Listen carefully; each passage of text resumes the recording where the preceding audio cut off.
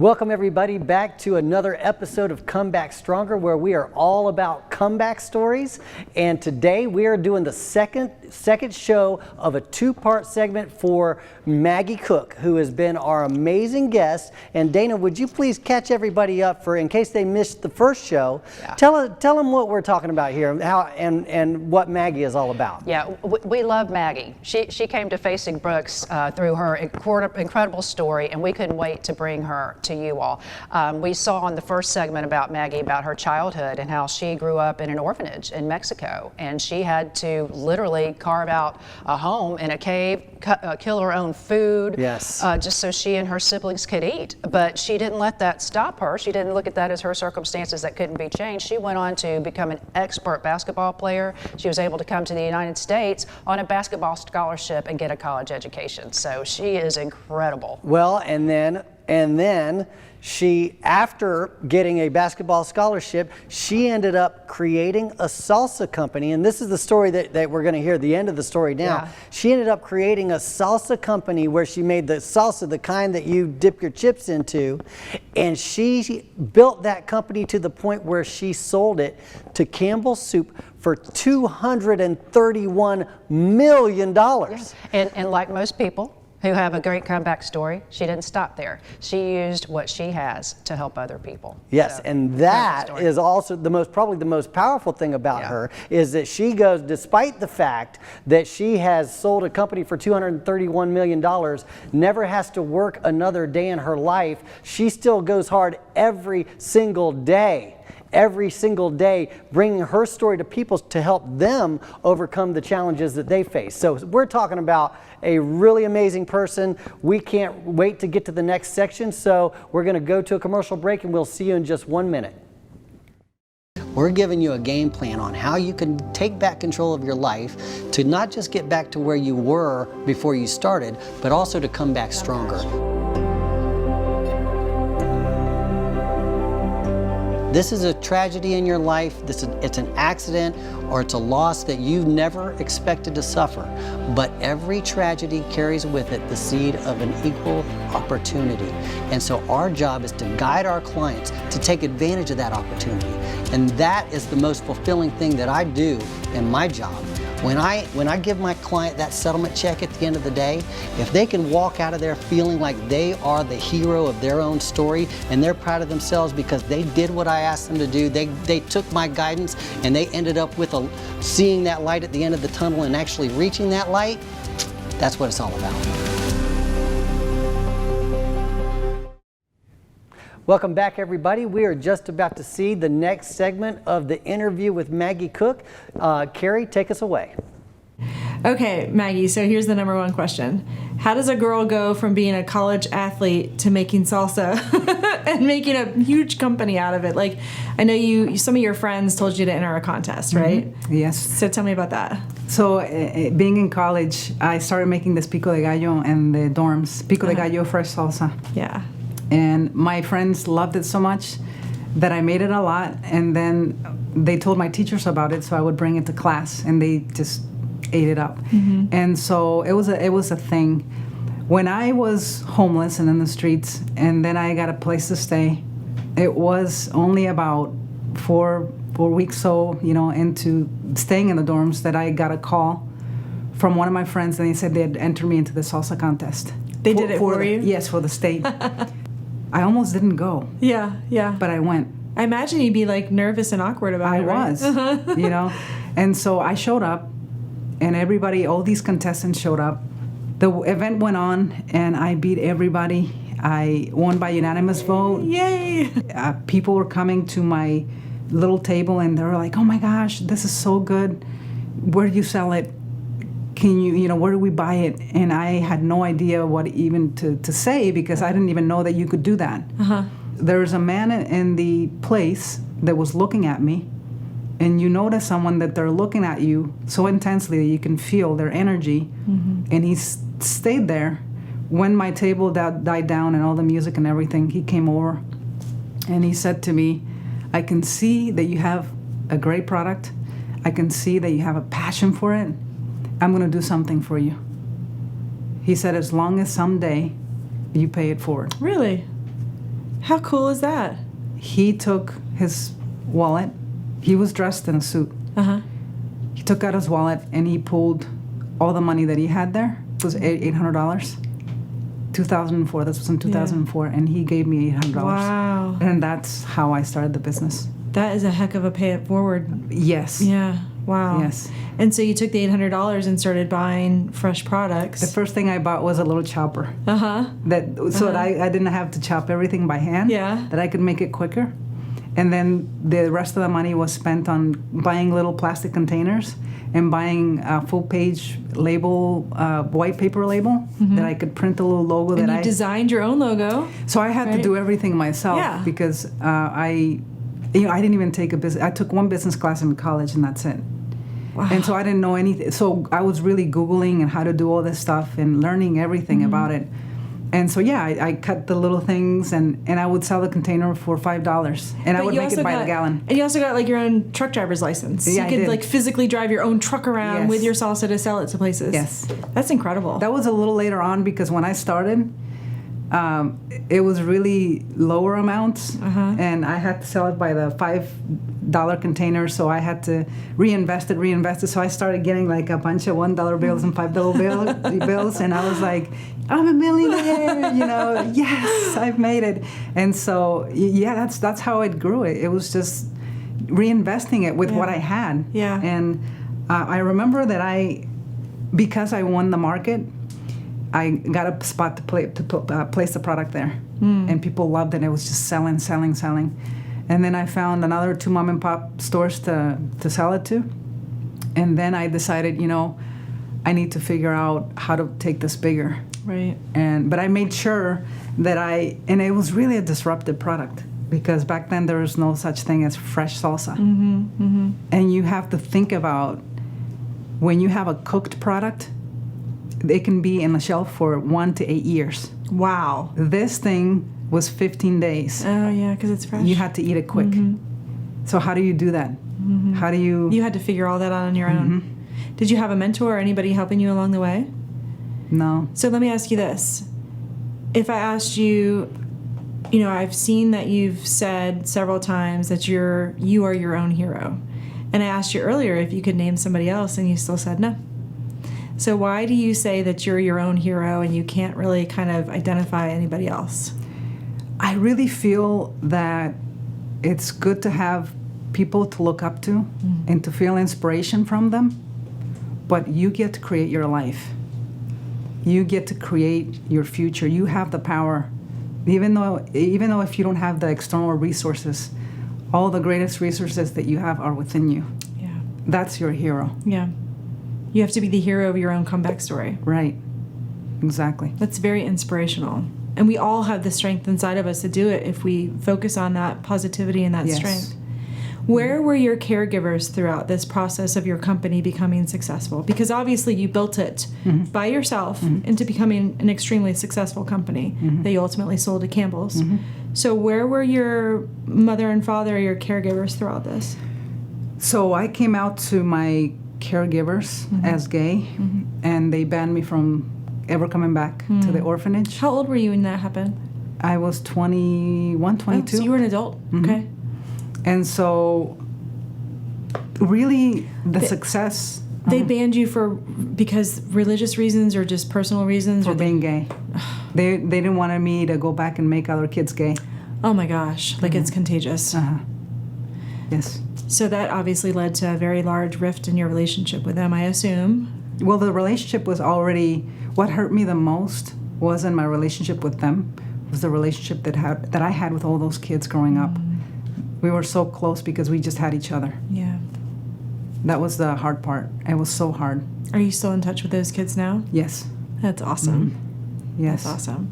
Did he ever celebrate your success with you? No. No? Never. The only time that he acknowledged my success was 1 week before he passed in 2009. How did he do that? He didn't verbally tell me. He wrote me a letter. I think for him it was the perfect way to communicate because he didn't know how to communicate. What did he say in the letter?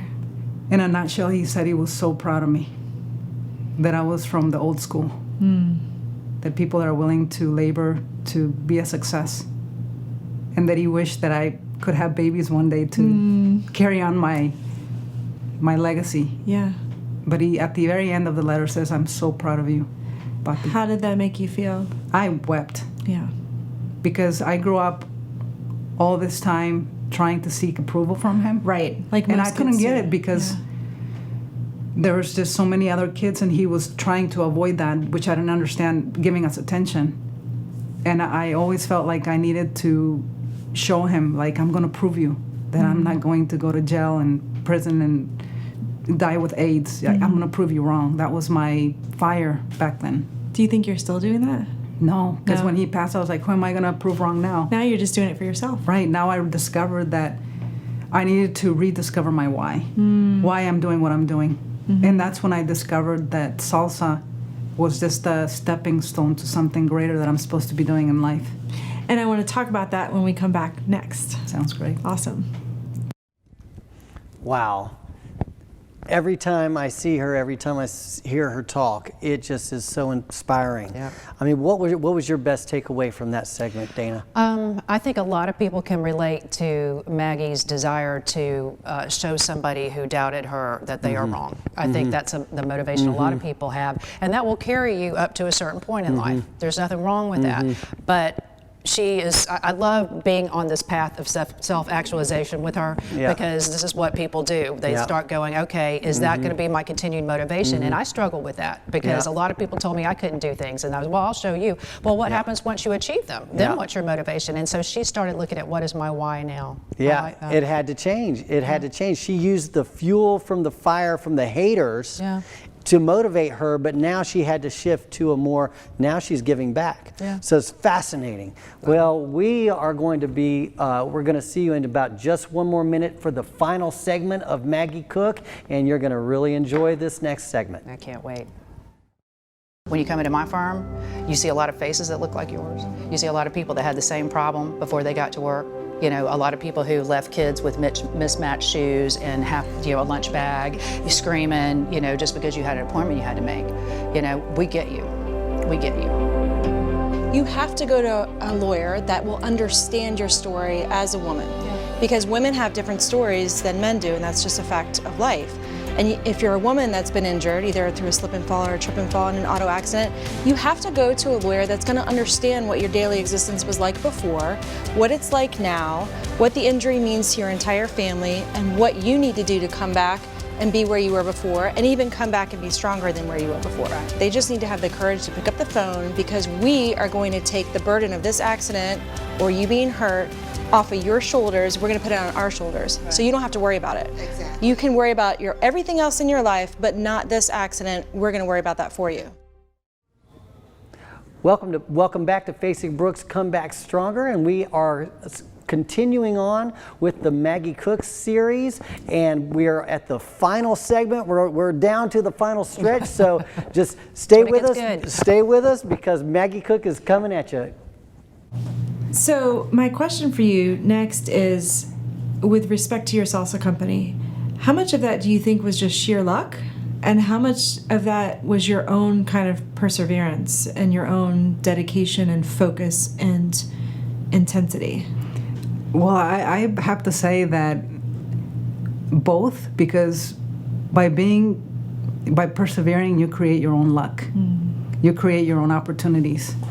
And the biggest thing for me, the breaking point, the thing that made history for me, the rest is history, was when I was reaching out to all these stores to try to get my products into the stores, and everybody said no. A lot of rejection. 90. I marked them down on the paper, and then I got friends calling me, telling me, you should get a real job, you're not making any money. And then manufacturers, because I reached out to them, it took us so long to get our products into the stores. And the biggest thing that I find in business is that when something stops you, you have to never quit. That's what I was going to ask you. Why didn't you just give up? Because I wanted to give up. It's like a little salsa business, and you could have just gone gone into coaching or gone into some other profession. Why did you stick with that? Well, it was so hard, and sometimes I felt like giving up. But just knowing that I had something that people loved, that I just kept pushing forward and pushing forward. Yeah. And what happened was, here's the gift. You believed in yourself. Yes, I went from making $12,000 one year to 1.9 million the next. Jeez. For one thing that I did. Wow. Okay. You don't know what it is? I do. So I had taken this list from the smallest to the largest supermarkets and around me, and about 90 said no. Jeez. So in order to try to make something, I said, okay, why don't I go big or go home? Like this is your last It was so push. scary. Yeah, I bet.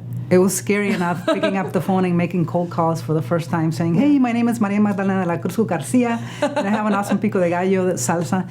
And so I took that list and I turned it upside down. And what I had written as the top was the Whole Foods Market, which is the largest organic retailer in the United States. And I called them, I left a message, and they called me the next day, Yeah. 6 p.m. The guy said, this is Eric, is this Maggie? And I said, yes. He says, this is Whole Foods. And I'm like, oh my gosh. You're like, Whole Foods calling me back. yes. The biggest supermarket. I mean, you got to understand, I just making this little product for these little mom and pops. And all these little grocery stores were saying, no, no, Right. no, no, no, no, no. And you're like, let's go for Right. it. It's awesome. So I asked him, when do you guys meet next? And he said, tomorrow at 9 a.m. Can you come? All the buyers get together once a month. That was an opportunity. I was not going to pass it. Yeah. And I have chills just Yeah, talking me too, about me it. too. And so I went back to the kitchen and I made salsa All night long. all night long. And I drove Yeah. from Charleston to Maryland. I think it was 6 hours or 7 hours or something. And drove all night. And I showed up with my dress, my little dress, my heels, my boxes, my chips. And it's just you And just me. and your belief in yourself. Yes. Oof. And, It's so powerful. and I walked in. There's this huge room. There's all these buyers, and they were all guys. All men. All men. And then little 5'2" Maggie in her Right. dress. And I'm like, I'm here. I love it. I love it. They opened the product and they started eating it, and took a little while, and they were just like eating and eating. I was like, I think that's a good sign. Well, Eric gets up and he says, we love your products. When can we have them? And I was like, I swallowed, right? Yeah. And I said, well, how much do you guys need? And he says, well, your first order is going to be for 10,000 pounds of salsa. Oh, 10,000 pounds. You could swim on that. And you're thinking logistically, oh my God, what do I do? Did Well, you have manufacturing? Oh, yeah, I lined up? had a lot of things going on in my brain, like Yeah. how is it going to be possible? But I didn't want to jump into that to stress myself over it. Okay. I just said yes, but let me go back and get everything in place so that I can provide that. At the time, I was making 250 pounds of salsa for the local people and my friends, to 10,000 pounds of salsa. The difference between 12K and 1.9 million, just for that one move, bold that move, one phone call. one bold move Yeah. of go big and Yeah. go home. Yeah. And so I went back, and the next biggest challenge was the banks won't loan me money. So the only way that I thought that I could make this happen for Whole Foods was to ask Whole Foods if they offered a contract, and they said yes. So I took that contract and I took it to friends that I knew that could help me, and I said, look, Whole Foods pays me within a week, because there was weekly orders Oh, wow. for 10,000 pounds Yeah. of salsa. I had to learn how to hire employees, everything. And they said yes. So I needed almost exactly $20,000 for Startup cost of money. goods. Uh-huh. And I borrowed it. I bought everything, spent it so wisely. Within a week, I got $40,000. I paid back the 20, Yeah. and then, like I said, the rest really was history, because it just really started. And the really amazing thing that happened, you wouldn't believe it. Because once I was in Whole Foods, guess what happened? Everybody else wanted you. All the people that told you no. Yes. You're the hottest commodity on the market. Yes. And did you tell them all yes? Absolutely. Absolutely. And that's really how it really exploded from there. And then ultimately, you built your company up and you wound up selling it. Yes. Right? To Campbell's. Yes. How much did you sell it for? So it sold with Garden Fresh for $231 million in 2015. Wow, that's incredible. Yes. And what are you doing now? So right now, after I sold the company, I went back to Mexico, and I helped rescue 31 orphan children from a drug cartel that were being sex trafficked So your comeback story is really creating comeback stories for everybody else. I will say this thing. I don't know if you ever read the book Paulo Coelho, No. The Alchemist. Oh, yeah. Yes. So that was my journey. Yeah. I started at the orphanage. Uh-huh. I had these nightmares about saving the kids that were there with me, and I would teach them how to fly, and they would fly away with me. But then I would cry because I could only save 5 of them. Yeah. My circle back to that same place was that time when I was able to go down and save actually all the kids. That was my comeback, but that was like a full circle back to the origin. That's amazing. Of where I started, and I really thought I was gonna die. Like I thought I was there with my guns. My brother was with his guns, and we had the federales and the military. I thought you were hearing these guns. I thought I was gonna die, but I had all these kids in this room. Yeah. And I knew that I was not gonna let anybody take them. And if they had to go through me, then so be it. Wow. So that to me was so meaningful because it was the highest way of giving that I could ever give, because I don't know any other highest experience that I've ever had. And so you have those 30 kids now that live in a house down in Yes. Mexico with your brother? Yes. That's incredible. Well, thank you so much for sharing your incredible story with us today. You're very welcome. Thank you for having me. Oh my gosh. Go big or go home. What an amazing woman. So much is going through my mind right now, but I think that the predominant thing is saying leap and the net will appear. Yes, yes. You know, and I tell people this all the time. If you get an incredible opportunity, say yes. I promise you, you have the resources to go through with the commitment you just made, belief in yourself being the top among them. But the net is also your network. And so she looked around and she said, listen, I got money coming in. I just need some money to front this. You've seen me, you can believe in me. People took a chance on her, you know, the synergy of winning, but my goodness, I mean, just so There's so much to unpack. There's so much much to unpack from that story, and we are going to go to a commercial right now, but when we come back, we are going to dive deep into the lessons in that story. We are so excited. This is the most rewarding job. I tell people, anybody knows about me in my past, I was a social worker, and I loved the spirit of the job. I loved the mission, but I felt like I couldn't do as much for them as I wanted to do. You meet your client where they are. You know, you meet them where they are, not where you want them to be, not where you want them to get it together and come into your lovely office and act appropriately. You know, sometimes I have to go to your house so you can be real.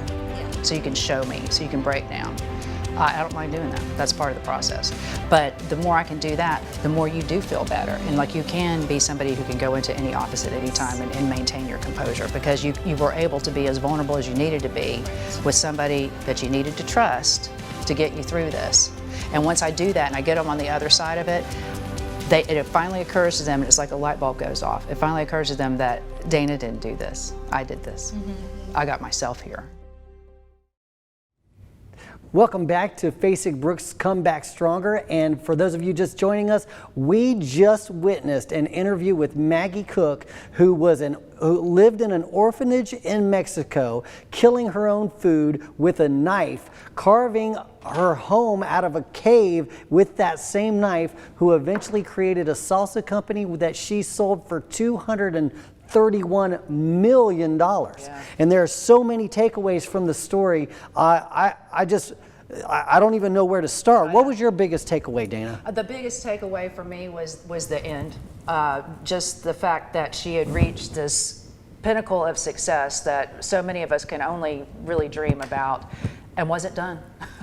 She wasn't done. And then, you know, in the past we've had people talk about sex trafficking, and what's so bad about it compared to drug trafficking is a single use.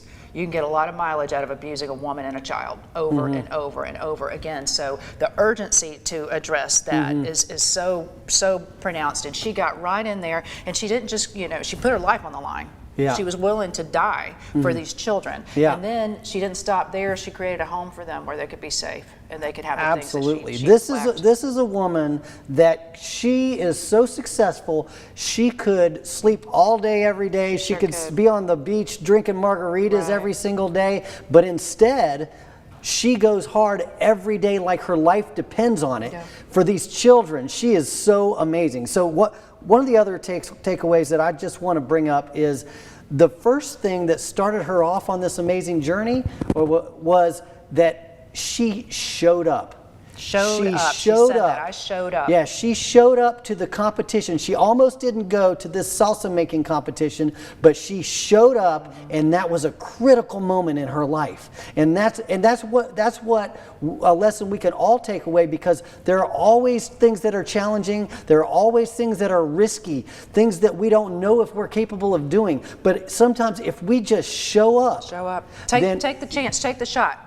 Yeah, we say that all the time. It's kind of in our vernacular now. You got to take your shot. I'm not going to blow my shot. That's for real. Yeah. You know, that one decision sometimes that you get the opportunity. And I have people call me about this all the time. I know you do, because you coach so many people and mentor them too. They will say, I have this opportunity. I don't know if I'm ready for it. I don't know if I should take it. I'm not prepared. The other people I'm against are so much better at this. They've got family money. They've got networks, whatever. No, take your shot. Look what Maggie did when she just believed in herself. And she didn't have that, warm, nurturing home that a lot of people don't have, that they think will hold them back. She had people who were very dear to her, love her, who ostracized her for no other fact than who she chose to love. But she did not let that stop her from loving other people.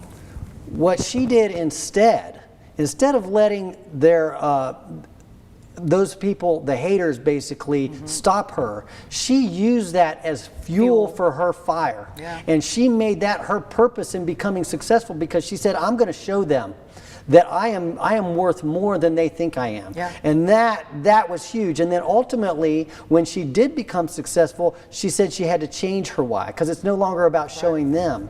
It's now about giving back. It's about a purpose of how she's affecting the rest of the world. What an amazing story. I love these stories. I love this show.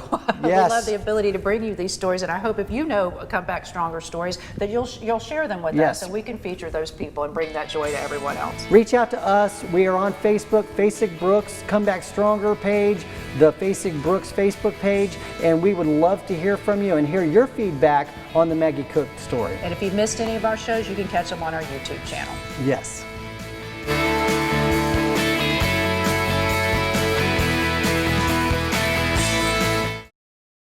I like that people who don't have the money to pay for lawyers, they can come to a contingency fee lawyer, someone like us who only gets paid when we recover for them, and they can go toe-to-toe with giants.